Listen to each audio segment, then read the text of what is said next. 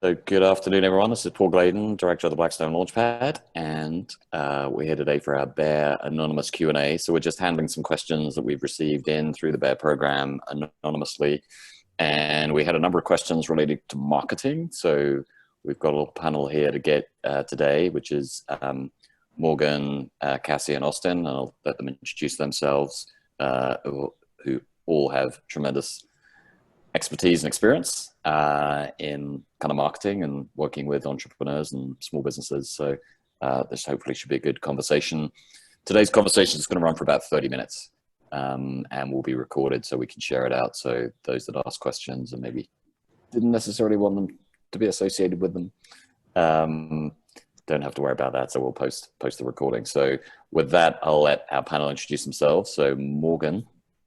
Hi, my name is Morgan Slemberger, and I'm the Associate Director of the Blackstone Launchpad. Prior to my work there, I did run a small marketing business, and I also worked as a marketing professional, and then I've owned a few small businesses. So my heart goes out to all of you who own a small business right now. It's totally a wild time.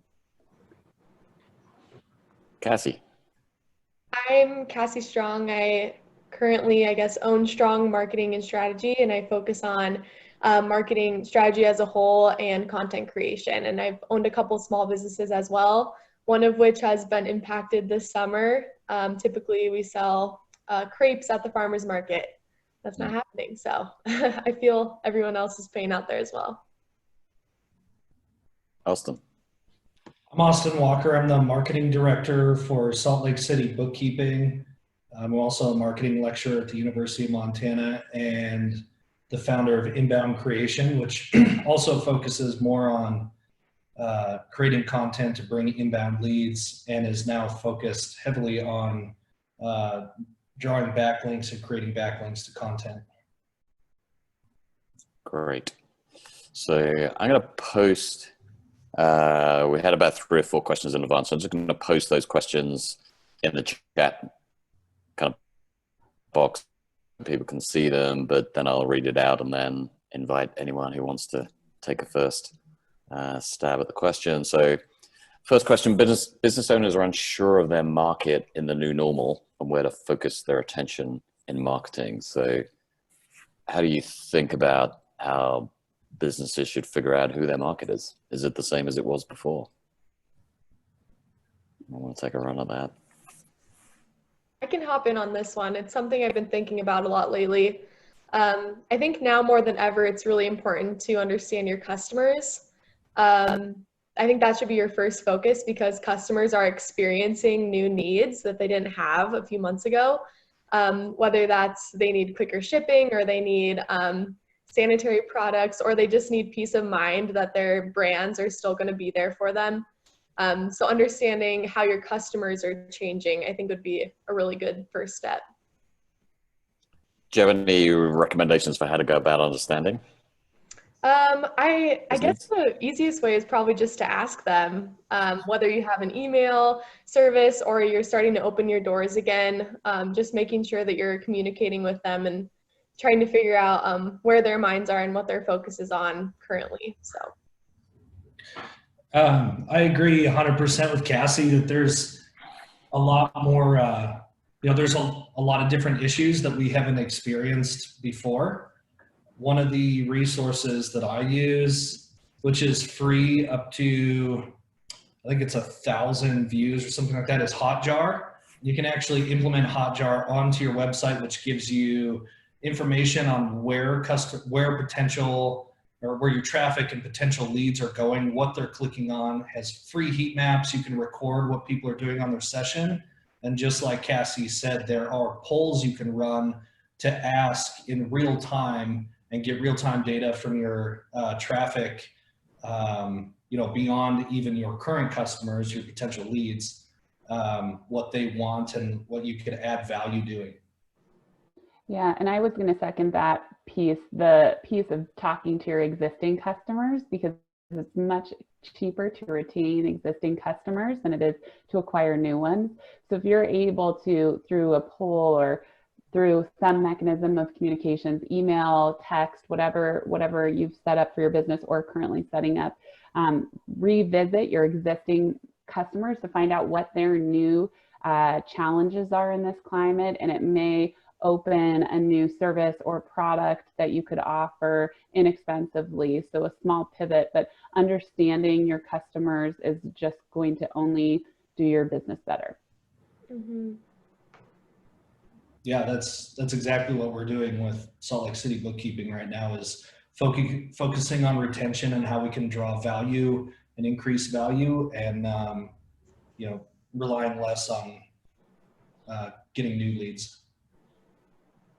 Great. I'm going to turn off my video because I'm being told I've got unstable internet.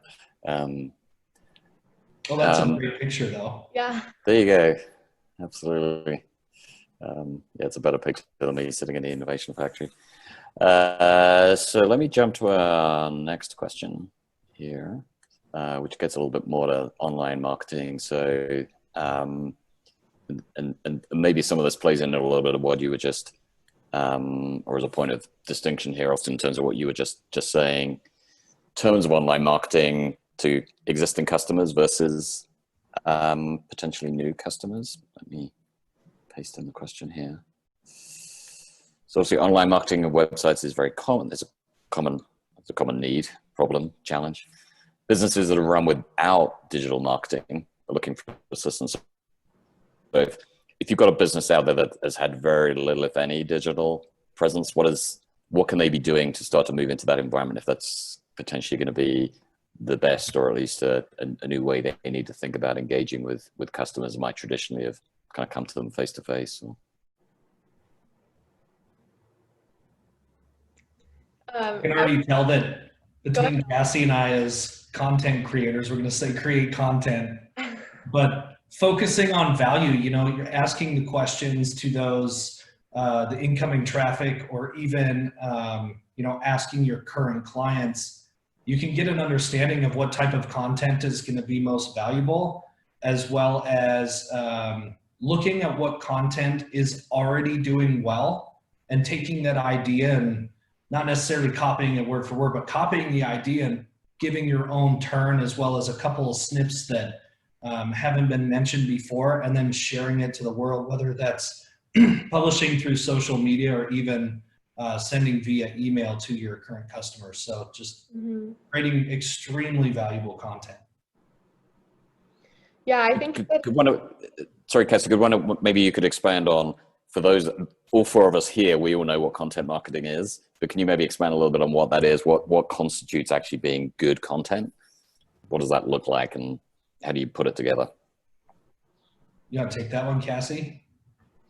Sure, yeah, I will. So content marketing is creating something that you put online that your customers will find value in, even before they potentially make a purchase from you. So whether that's a blog post or a video, some instructions on how to complete a task that they're trying to figure out, kind of anything that you can create in the online realm that your customers will be seeking out. And it could be a way that your customers initially find out about you, or it could be a way that you can just provide your current customers extra value, like you were saying, Morgan. But what I was thinking when you asked that question, Paul, was if there was ever a time to do online marketing, it's definitely now, to get started. And my suggestion would be to start with one small thing. So whether that is, you know, a blog, if you feel comfortable as a writer, that could be one small thing that you could start with and spend a lot of energy in. If you enjoy using Instagram, or you think that your customers are on Instagram, start with that one small space, providing resources for them on Instagram or making a presence there. If you want to make a podcast, like that's the one small thing you want to focus on. So don't feel overwhelmed by a ton of digital marketing techniques. Pick one that you feel like you already know a little bit about, or you could learn easily, that aligns with where your customers might be. And I would say start with that. Yeah, and I think going back to that principle of really knowing who your customer is and what they're up to right now is going to better dictate what kind of content you need to create for them. So, and you know, knowing who they are, even in this climate, Are they, you know, a boomer, or, you know, between a millennial and a boomer? They may be more on Facebook. Are they, you know, more like younger millennial and Gen Z? They're definitely on Instagram. So finding the right place of where your demographic is hanging out is really instrumental. And I love the ideas that you guys are providing along the lines of content. And I think Cassie nailed it. Could be a blog post. It also could be a video. It could be, it play on your strengths. If you're an amazing photographer and it goes with your brand, go for it. If you have a restaurant and you have somebody on your staff who can take photos, beautiful photos of your food, I wouldn't scrimp on that, then do it. Find that place. And I love what you said, Cassie, between your strengths and where your customers align. I think that's such a great idea of where can you play that's really good for you and for your brand, but also where your customers are. That's important. Just to add to that, you know, to make it a lot easier as far as like identifying what content is going to be valuable. One of the things that I do whenever I consider a new campaign for, you know, one of the services that we're offering, I look at the competition closest to us and analyze what they are doing really well that's working for them. And I mean, I copy it, not copy the content, but I copy the idea. Because there's no reason to start from scratch. You know, you're going to have to fail 100 times. Instead, start where they are with the content that they have, and then, you know, add your own twist, identify your core competency and how you can implement your core competency and the twist that you have versus your competition into your content. I think one of the principles I've always I like to, and it reflects a little bit of my sort of career history and background, but is using sort of content as almost sort of the test drive or the kind of the try on. It's helping educate your customers, even existing customers, but new customers, to help them better understand how you solve their problem. Yes. Which is why often a lot of good content is sort of the 5 steps or the 5 best practices to whatever it's showing your customers, whatever the products and services you have are a good solution to their problem. And that's really what, to me, marketing and what business is about, is not about sort of promoting yourself. It's about demonstrating your ability to solve a customer's problem and make their life better. So I think really encouraging people to think about, was where our first question was, what are pain points? What are customers experiencing today? If you can understand that, then that gives you the context for articulating what it is that you can do to help them with that.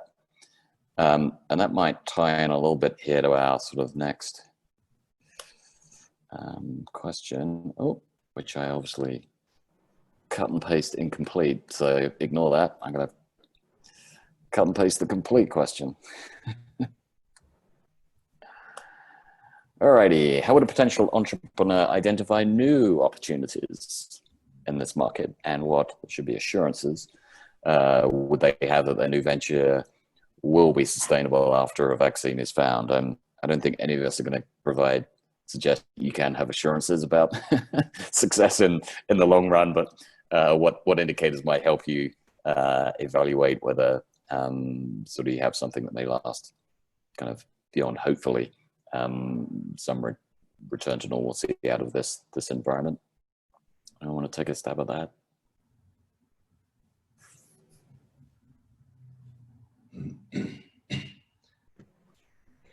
When it comes to the sustainability factor, like you said, Paul, it's really hard to see the future, of course, but I think it's obvious that there are some changes that, you know, are going to be long lasting. Like I would imagine that, you know, wearing masks or gloves and protective equipment and those type of things out in public is something that could last quite a while. People are more aware of just in general the germs that are out at the grocery store and at these places that they're going. And so that might be an example of something that could be a little bit longer lasting. Whereas, or maybe work from home could also be an example of something that's longer lasting, but there might be shorter term things that will go away. So I think watching those trends carefully, but I always also just tell people to go for it. Give it a shot, try kind of the MVP situation where you're trying to test out the minimum viable product to see what's the smallest thing you can do to test. I'd be a little weary of spending a ton of money to develop a new product that will be done in a year, that, you know, the world will be different then. So starting small, maybe that's where kind of the content comes into, Paul, to test if people are interested in that topic or looking for solutions in that area before you dive into a bigger product or solution.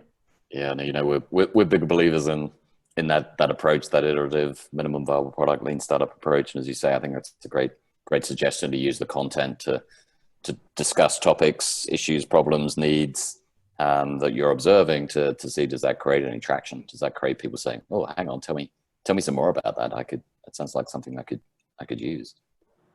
Do you think this question, I'm just thinking of two different answers really, like for an existing business versus a new entrepreneur. And I think if you're an existing business, identifying new opportunities, I think it goes back to that same thing of understanding your customer and understanding your customer in the current climate. Because if you have a good sense of, like, if you're a restaurant and you are, I don't know, like your clientele is really savvy and aware of what's happening in the world right now, delivery might be your best option. And how do you replicate that experience? It's a totally different kind of business. So how are you going to make that experience awesome in order to stay afloat during this time? But if you're a new entrepreneur, I think that question goes back to the problem that you're trying to solve. So if you look at the climate that we're in and you're trying to solve a problem for coronavirus, there's so many different problems that are existing that are directly related and indirectly related. But that might be a place to start, somewhere where you're personally passionate, or you can acquire knowledge and really understand the problem to then consider a solution. And so that's going to look a little different than an existing business that has already identified, as Austin said, their core competencies. They have a good idea of where their niche is and what they can do and how to maybe alter their delivery of their current business in a new way, or find a parallel opportunity that's around right now. Yeah, and I think one thing to add to that with Morgan and what Cassie and Morgan were saying, you know, I think one of the things is to identify those problems that, you know, whether it be through market research or feasibility, calling someone who you may, you know, think has a potential problem, just opening the conversation to what's going well and what are you struggling with. I think ultimately identifying those problems, proctoring a solution. And then as we continue to get through either a vaccination, or who knows if there'll be continued shutdowns or whatever it might be, to really make sure that you keep yourself able to adjust to the market rather than just staying to one idea and not making any adjustments, but just be willing to listen and understand where the problem continues to migrate so that your solution can pivot or adjust to it. I love that. Go ahead. I was just going to say, I think it's in some ways what COVID-19 in many ways has sort of accentuated, in some ways, the fundamentals of business and done that very, very dramatically.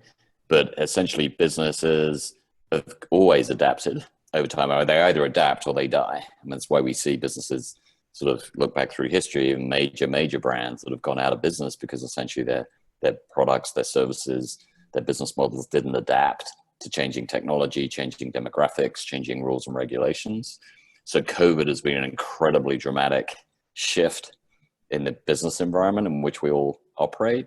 And it's therefore forcing businesses to adapt and change. But to the point about how do you sustain yourself through coming out of sort of potentially a post-vaccine kind of world, you need to engage in exactly the kind of things that we've all been talking about. Austin was just saying there, you've got to have that ongoing conversation with your customers about their needs, about what problems they're encountering, what's new for them. That means potentially they have some new need that you can respond to. So while for some businesses that maybe have been fortunate, they've been in a category that's sort of the tried and tested, has been working well for them for a number of years, and suddenly this is a dramatic jolt to have to sort of rethink that. I think it's actually, while totally understand, can be a very painful and challenging thing right now. It's actually, I think, a great sort of skill capability for your business to develop to really ensure it's really staying close to its customers and understanding their needs, and sort of almost building sort of the muscle inside the organization to do that on an ongoing basis and to continue to adapt. So I think this is a great question that triggers things that I think in some ways get to the core of really what a good business does. Sorry, Morgan. Yeah, oh, that's okay. I was going to ask Austin and Cassie just along those lines. What do you think some tools are for people out there who want to continue the conversation? I was just thinking in my mind about like go back to your customer reviews, and if you are already online, for those of you who are just transitioning, that'll be different. You'll need to start building those relationships and channels of communication. But for some people who are online, you can go to your customer reviews and don't get on your high horse, like really listen and empathize with the customer, because that is gold for you as a business owner. And especially right now, if you've made a small pivot, you could learn a lot if you have a few new comments on some of the new services or products that you're offering. But I'm curious, what do you two use or recommend for people to keep those conversations alive or to solicit them? Yeah, I guess just to take the first stab. So as far as a tool, we're fortunate enough to have HubSpot and monitor our branding, whether there's conversations that involve Salt Lake City bookkeeping, or even in my space, an inbound creation. I can monitor for different keywords, and that's crawled. But if you're looking to identify new issues or ones that are ongoing right now, I'd suggest joining Facebook groups, LinkedIn groups, go to forums on Reddit, or even just type in the keyword that you're exploring into Google and then follow it up with forums. And you should have at least 3 or 4 pages worth of results on forums where people are going to post issues that they're having and see, they're exploring what solutions other people have found. Mm-hmm. But even with Facebook groups and LinkedIn groups, you're already a part of that conversation if you join. Yeah, Austin, that's initially what came to mind to me too. Other blog posts, kind of like keeping up with your competitors on these different arenas as well. Kind of maybe reading their reviews, Morgan, or maybe not competitors if you don't have a business yet, but like the keywords that you were talking about, Austin. If you have a small budget, there are options to pay for people to answer questions for you, whether that's using SurveyMonkey, or Google has one, I think it might just be called Google Surveys or something. And you can pay, $100 or something to get answers on some questions that you might have or some research you want to do. But I think that just even starting in your own network is a really great place to start, because people around you have opinions, and especially if you can kind of get to that second layer, like not the people that are closest to you, but their friends and family. If you post a survey on Facebook and have your friends and family share it, I think that's where valuable information can come from pretty easily. I think that's all great advice. I've always said that kind of customer reviews of existing products and services is a great source of insight as to what customers love and what customers hate, because usually they only go there if they've got something really definitively passionate to say, good or bad. So it's a great source of insight. We've got about 4 minutes left here, so I just want to in some ways circle back to something you alluded to earlier, Cassie, sort of about using different tools. So if we assume we've got folks here that have done a little bit of this sort of market research, customer discovery, have a sense of where their opportunity is, what's a good way, and I loved your advice of sort of like pick a tool. Let's assume somebody's not really that familiar with anyone, but picks one, whether it's Instagram or Facebook or something. What's a good way? Where are the resources that can help them start to navigate getting up to speed with some of those tools? Mm-hmm. I think that just searching YouTube, and I might be cutting out a little bit. You're good. YouTube, Google, reading other blog posts. People are creating a ton of free material to help people get started in those arenas. And I think you can do a Google search and get started with almost anything. I think, Austin, you were talking about HubSpot. They have like amazing blog articles about anything marketing, it seems like. And, if you know someone who seems like they're pretty successful in that area, a lot of people are willing to give tips. So say again, start with your network if you know anyone who uses those tools, or hop on YouTube or Google and just search what you're trying to do, and you'll likely find the answer. I even do that quite often still. So great advice. Austin, anything to add to that? You know, I'm just gonna second YouTube. Anytime that I spend more than 3 minutes trying to, you know, before I get frustrated, anytime I've got a problem, if I spend 3 minutes trying to solve it myself and I can't crack it, I immediately go to YouTube, because somebody else has already done it. There's no reason why I should continue splitting my head open and getting frustrated over something that somebody else already cracked. So like YouTube is my first go-to resource. But I also follow influencers in the digital marketing space.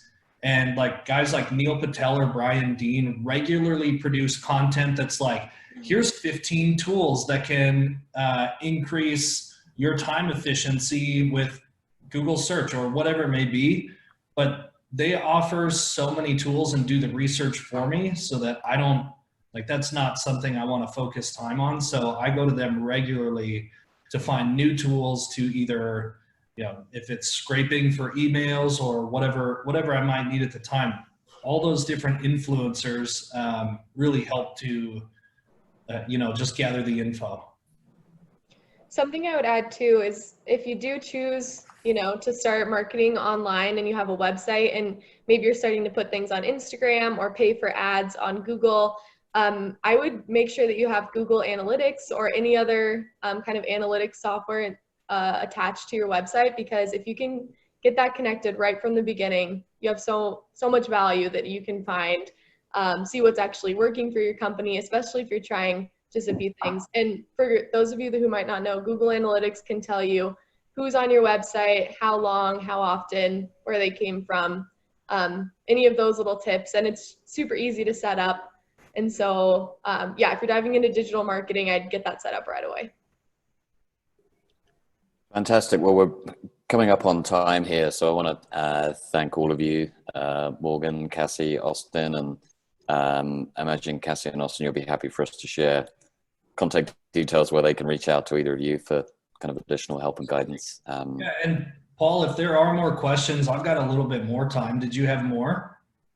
Those are the questions we had, Austin. So I think we're good for today. But yeah, we'll get your contact details up and encourage folks to reach out to you if they have other questions. And obviously, Morgan and I at the Blackstone Launchpad are always here for our students and alumni and through the BEAR program to answer questions too. So thank you all for your time and expertise, and we will see everyone again soon. Perfect. Thanks a Thank lot. you.